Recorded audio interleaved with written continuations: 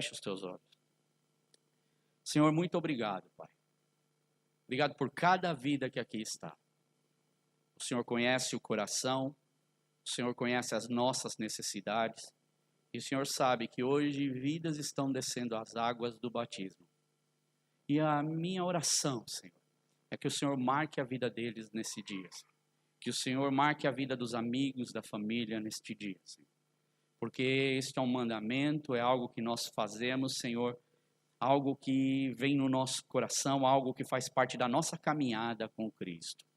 E eu te peço, Senhor, Pai, presenteia, Senhor, como o Senhor já tem presenteado com a Tua presença e com o Teu Espírito Santo. Fala conosco, fala a cada coração, Senhor. Que o Senhor possa realmente mostrar a Tua glória e a Sua luz, como foi cantado aqui, fazer brilhar neste lugar. No nome de Jesus. Amém. Amém. Bem, como eu disse, hoje então nós temos o batismo. E é interessante quando a gente olha na questão do batismo, porque a primeira pessoa, se você fala em questão de batismo, não é especialmente falando de Novo Testamento, a primeira figura que me aparece na cabeça, assim, é uma figuraça, não é? É João Batista. E a Bíblia diz que João Batista, ele era um homem que vivia no deserto ali da Judéia, e sua roupa, ela não era nada que típica. Eu me lembro uma vez que eu vim num culto de manhã aqui, do reverendo Graham, que eu acho que nesse dia eu nem toquei, mas algumas vezes eu já vim aqui de manhã tocar para eles, e quando eu cheguei, irmãos, eu vi uma figura exótica aqui no culto. O pastor Graham, ele não estava, o reverendo Graham não estava naquele dia, só estava a esposa dele. E quando eu olhei, eu achei estranho, eu falei, nossa, mas o homem estava vestido todo de preto, parecendo, eu não sei se poderíamos falar que é ano 1700, 1600, um cabelão enorme. E eu via que ele estava na frente, eu falei, mas o que será que vai acontecer? Porque eu fiquei naquela expectativa de ver aquela figura, uma figura estranha, não é? E aquele era o pregador do dia. E na hora me veio à cabeça, me chamou muita atenção, porque é normal para a gente, quando a gente vê algo que não é costumeiro do que aquilo que a gente está acostumado a ver, chamar essa atenção. E eu fico imaginando o João Batista, né? Eu fico imaginando João Batista sendo precursor de Jesus, pregando sobre Jesus, pregando sobre o batismo do arrependimento daquele jeito. E aquele homem, ele subiu no altar, ele subiu para pregar e ele falou, estou aqui, eu sou amigo do Graham já há um tempo, não é? E talvez você está se perguntando o porquê que eu estou vestido desse jeito. Eu falei, puxa, ele acertou mesmo o que era a minha pergunta, o que estava na minha cabeça, o que eu estava imaginando. Ele falou, eu vim hoje vestido dessa forma propositalmente, porque eu queria falar de uma figura exótica, assim como eu estou exótico hoje. E ele trouxe a palavra exatamente sobre João Batista, mostrando esse personagem atípico para a época, com roupas de pelo de camelo. Ele não estava vestido aqui aquele homem, mas ele estava diferente. Com cinto de couro na cintura, a Bíblia diz, e sua alimentação era de gafanhotos e mel silvestre. Até a alimentação dele era diferente. Até a alimentação não era algo comum para a gente ver. E se você olha, por exemplo, para a questão do batismo, João Batista então está pregando e ele está vendo pessoas se arrependerem e sendo batizadas no Rio Jordão. E ele prega esse arrependimento, um sujeito totalmente diferente. E judeus estão se batizando. Para o judeu, o batismo não era algo totalmente diferente. O batismo era algo que eles faziam. Por exemplo, se alguém queria se tornar um prosélito, ou se queria se tornar um judeu religioso, 3 coisas eram exigidas para ele se tornar um judeu, ou seja, no judaísmo, mesmo que ele não tivesse nascido. Então, 3 coisas um judeu ele precisava ter. A primeira era ser instruído por um escriba ou por um líder. Segundo, um forasteiro, ele precisava, que quisesse seguir as leis judaicas, precisava ser homem circuncidado.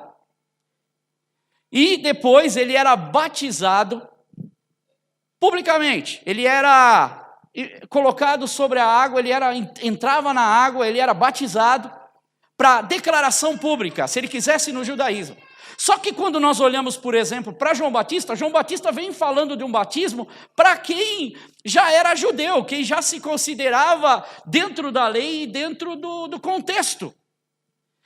E é interessante que há um escritor que fala sobre o Novo Testamento, que ele diz que quando um homem ele era circuncidado, assim que ele sarava, assim que ele já cicatrizava, ele já automaticamente ia para as águas do batismo, ou seja, para se purificar, porque era o batismo da purificação para o judeu, para que ele pudesse então ser introduzido dentro do contexto judaico, acompanhando as leis, seguindo todo esse contexto. Então ele era aceito. E é interessante também, quando a gente olha para João Batista, a gente vê um homem que não era só sua roupa que era rústica, ele também era um homem duro nas suas palavras. Ele era um homem que clamava por arrependimento. Ele dizia assim: arrependam-se porque é chegado o reino dos céus, porque o reino dos céus está próximo. Então ele vem para pregar um batismo totalmente diferente do que o batismo que o judeu pregava. Ele pregava o batismo da purificação, só que agora João Batista ele vem para pregar um batismo totalmente diferente. João Batista está pregando o batismo do arrependimento. E João Batista também, ele não era um homem que maneirava suas palavras quando ele tratava, por exemplo, com os próprios líderes judaicos, ou com as pessoas, os líderes que, como governante, como ele falou, por exemplo, com Herodes. E ele chegava puramente e falava: raça de víboras. Vocês querem fugir da ira vindoura? Então João Batista, ele era esse homem que pregava. Então quando a gente olha para batismo, a gente primeiramente consegue ver essa figura. Mas não para por aí, porque o próprio Jesus vai para João Batista para ser batizado por ele. Quando Jesus chega em João fala: não, sou eu que eu tenho que ser batizado por você. E Jesus fala: não, importa que seja feita dessa forma. Porque Jesus, ele se faz pecador por nós. E ele se faz exemplo por nós. Para que nós possamos, através dessa declaração pública, falar que eu morro para o mundo, eu morro para as coisas desse mundo. E eu me levanto para Deus, eu ressuscito com Cristo, através da minha atitude.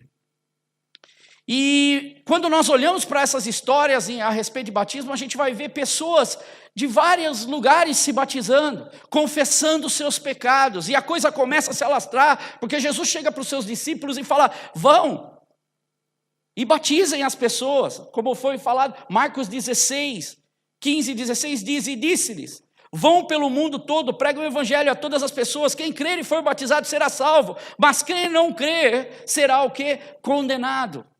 Então é algo que nós fazemos como cristãos, porque nós sabemos que é parte da nossa caminhada com Cristo.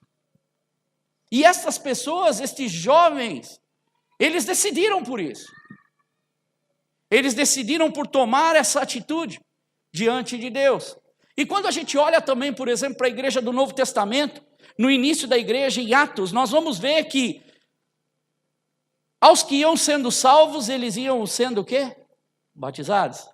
Era uma constância na igreja de Cristo. E eu me lembro que logo depois do Pentecostes, quando Pedro ele pregava com a autoridade do Espírito Santo de Deus, e 3.000 vidas, elas recebem ao Senhor Jesus, elas vão à água do batismo. Eu fico imaginando o que é você batizar 3.000 pessoas. Hoje a gente está batizando 6 pessoas. E já é uma movimentação gigantesca para você deixar tudo pronto. Eu vim aqui ontem, já com o reverendo Graham, para colocar água, é 1h30, 2 horas para encher esse tanque. Depois você tem que colocar aquele heater para esquentar a água, e você não pode ficar tirando, se tirar aquilo queima. É uma série de coisas, e volta para checar, ver se está tudo certo, se a água não está vazando, porque no outro dia, imagina, eu abro isso daqui e a água não tem. Então, a gente hoje olha para tudo isso, a gente vê que é uma correria. E a gente se prepara para quê? Para que vidas possam ser o quê? Abençoadas do Senhor. E eu me lembro que no curso de batismo que eu dei, alguns assuntos para eles eu acredito que ficou bem marcado na vida deles. Nós falamos no curso de batismo, devo seguir os seus passos, os passos de Jesus. O batismo é o novo nascimento. Demos exemplos de batismos. Corremos o Novo Testamento em várias oportunidades para falar de Nicodemos, que era um homem, fazia parte do Sinédrio e chega para Jesus durante a calada da noite e fala para o Senhor assim, Senhor, o que é isso aí? Eu não estou entendendo direito, eu vejo que está acontecendo alguma coisa diferente, mas ele vai à noite porque ele está com medo que os outros vejam. E aí Jesus fala para ele, necessário te é nascer de novo. E ele fala uma coisa incrível, então quer dizer que eu tenho que voltar e entrar no ventre da minha mãe e nascer. As pessoas elas não conseguiam compreender essa dimensão desse evangelho de Cristo e do simbolismo que há nas águas do batismo. Falamos de Paulo, falamos da conversão de Cornélio, falamos de Lídia e sua casa que foi convertida, falamos do carcereiro e a sua casa que também foi convertida. Falamos que somos propriedades de Cristo. Também dissemos que precisamos estar atentos, porque essa é uma caminhada, é uma jornada, que ela continua. A união de Cristo crucificado e ressurreto, aonde eu morro e ressuscito com Cristo, aonde eu confesso publicamente. E em Atos tem histórias incríveis dessa igreja que ela começa. Eu acredito que para a vida de cada um deles começa algo diferente hoje. Começa algo novo na vida deles hoje. Algo espiritualmente falando, é um passo a mais que eles dão para Cristo. É um passo a mais, porque eles publicamente confessam, este é o caminho que eu quero seguir. Este é o Jesus que eu quero para a minha vida. Esse é o futuro que eu desejo. Nós cantamos a canção, Vem Jesus, Maranata. Esse é o futuro, é um futuro que não se resume a apenas alguns dias ou anos nessa terra, mas é a eternidade com Deus. E aquilo que eu planto, eu almejo colher um dia na eternidade. E o que nós temos plantado, o que você tem plantado, o que eu tenho plantado, para que eu possa colher nessa eternidade com Cristo. E tem uma história que me chama muito a atenção, enquanto eu fazia o curso de batismo com eles, que é a história de um diácono, um dos 7 diáconos que é levantado no capítulo 6. Vou falar brevemente, porque nós temos muito para falar enquanto nós estamos no batismo aqui. E no capítulo 6 está acontecendo um problema, porque é muita gente para gerir na igreja. Imagina, 3.000 almas se convertem, mais pessoas estão chegando. E eles veem que os judeus de fala grega, as viúvas dos judeus de fala grega, com as viúvas dos judeus de fala hebraica, eles estão tendo o quê? Um certo atrito, porque eles não estão sendo bem atendidos, as viúvas não estavam sendo bem atendidas, e aí eles veem a necessidade de levantar homens que são como colunas, que ajudem na igreja para levar esse evangelho, para servir. Eles levantam 7 diáconos, entre eles o Estevão, que a gente conhece, que foi o primeiro mártir, e um homem fantástico, que a história dele se segue por alguns capítulos de Atos, Felipe. Não Felipe o apóstolo, mas Felipe o evangelista. No capítulo 21 de Atos, você for lá, você vai ver, Felipe, ele já não recebe só o nome de diácono, ele recebe o nome de evangelista. Deus começa trabalhando na vida dele como diácono ali, ele começa sendo trabalhado, daqui a pouco vem uma perseguição. Quando você olha para o capítulo 8 de Atos, logo no comecinho, tem o Paulo, Saulo de Tarso, ele começa a se levantar contra a igreja e aquilo espalha. É como se pegasse a semente no vento e fizesse... Até a perseguição, até os momentos difíceis, Deus usa para espalhar a sua palavra. E essa palavra ela vai sendo espalhada e Filipe ele vai até Samaria, um lugar que um judeu não iria, porque eles desviavam o caminho, eles não passavam, porque era um povo misturado. E quando Filipe vai sendo usado por Deus em Samaria, Grandes coisas começam a acontecer que os próprios apóstolos veem que algo diferente está acontecendo em Samaria, e eles dizem assim: envia então alguns de nós, e João e Pedro vão até Samaria para acompanhar o que está acontecendo, porque esses são samaritanos que estão chegando ao Evangelho. E Deus está usando a vida de Filipe, e muitas vidas se chegam ao Senhor. E logo em seguida, o anjo diz para Filipe, no capítulo 8, e fala assim para ele: vai, segue adiante, vai até a estrada, que vai de Jerusalém até Gaza, vai até lá embaixo, vai descer para o deserto, vai indo embora para o Egito, vai indo embora para a África, desce nessa estrada, porque nessa estrada eu vou te usar. E Filipe, então, ele obedece a palavra que Deus deu para ele, ele vai, sendo usado por Deus. Deus já tinha usado ele muito em Samaria. E agora ele segue a jornada dele, ele segue ouvindo. E a Bíblia diz que ele corre até onde está um homem eunuco que era da rainha de Candace. E Candace é como se fosse Faraó, é como se fosse um título dado como César. Porque na Etiópia era um sistema diferente qualquer outro de sistema de governo. E na Etiópia, o que acontecia? O rei, ou aquele que era levantado, ele era levantado como um deus, ele era o Deus Sol.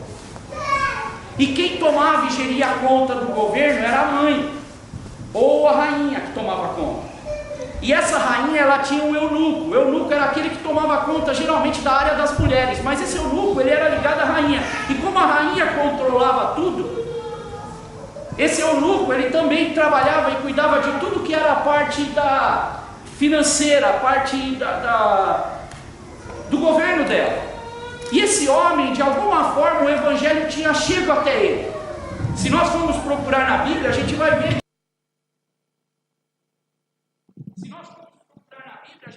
Que há grandes possibilidades em várias partes do evangelho ter chego, da palavra de Deus, na época não era ainda nem o evangelho, era a lei do Senhor, ter chego até a Etiópia. E aquele homem vinha para adorar em Jerusalém. Só que ele estava voltando para sua casa vazio, porque ele vinha, como ele vinha todas as vezes, ele vinha desejoso de saber a palavra de Deus, ele vinha desejoso de ler a palavra de Deus. Ele estava lendo o profeta Isaías. E quando ele está lendo o profeta Isaías, então Filipe está do lado, propositalmente colocado por Deus. E naquela época, quando eles liam em voz alta. E quando ele está lendo, ele está prestando atenção. Porque uma pessoa usada por Deus, ela presta atenção no que está acontecendo. E aquele homem, então, está lendo o profeta Isaías, e aí Filipe pergunta para ele: o senhor está entendendo o que o senhor está lendo? E ele diz assim: como é que eu posso entender se não tem quem me explique? Então, Deus começa um trabalho na vida daquele homem. E Deus começa a usar a vida de Filipe para ser esse instrumento de Deus.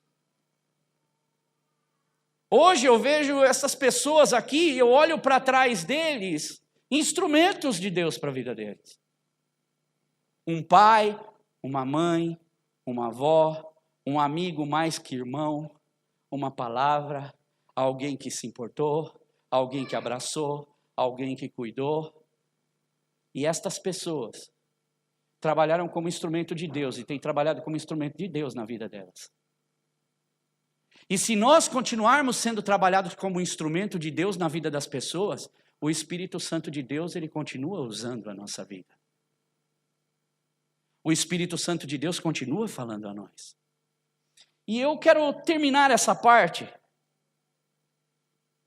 dizendo então que Filipe, ele fala para aquele homem, e aquele homem, ele lia o seguinte, isso você não precisa abrir a sua Bíblia, eu vou ler para você, isso está em Atos no capítulo 8, versículo 32. O eunuco estava lendo a passagem da Escritura, ele foi levado como uma ovelha para o matadouro. E como um cordeiro mudo diante do tosquiador, ele não abriu a sua boca. Em sua humilhação foi privado de justiça. E quem pode falar dos seus descendentes? Pois a sua vida foi tirada da terra. E o eunuco pergunta o seguinte a Filipe: diga-me, por favor, Filipe, eu imagino assim, lógico que deve ter perguntado, então, como é teu nome? Meu nome é Filipe. Diga-me, por favor, Filipe, então de quem é que esse profeta, o Isaías, está falando? Ele está falando dele mesmo ou ele está falando de algum outro? Esse homem vinha sempre adorar a Deus aonde? Em Jerusalém. Esse homem não conhecia Deus. Ele estava voltando para casa como ele voltava todas as vezes, desejoso de ir adorar um Deus que ainda ele não tinha contato, ele não tinha ainda tido o prazer de uma intimidade com ele. Pessoas que são usadas por Deus colocam pessoas em intimidade com Deus, são instrumentos de Deus. E aí, no versículo 35, então Filipe, o evangelista, disse, começando com aquela passagem da Escritura, anunciou-lhe as boas novas de Jesus. E no versículo 36, ele diz, prosseguindo então pela estrada, chegaram a um lugar onde havia água, e o eunuco disse, olha que o contato dele, e o que ele soube foi uma aula. Ele lia a Escritura, ele não sabia, e ele apresenta, Filipe apresenta esse Jesus para ele.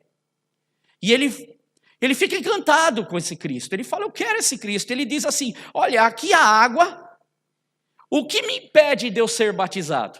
Olha o desejo e a secura que ele estava, de cumprir, de que isso fosse verdade na vida dele. Eu vejo pessoas, muitas vezes, que ficam anos e anos, vindo querer ouvir a palavra de Deus, mas que nunca tomam uma decisão.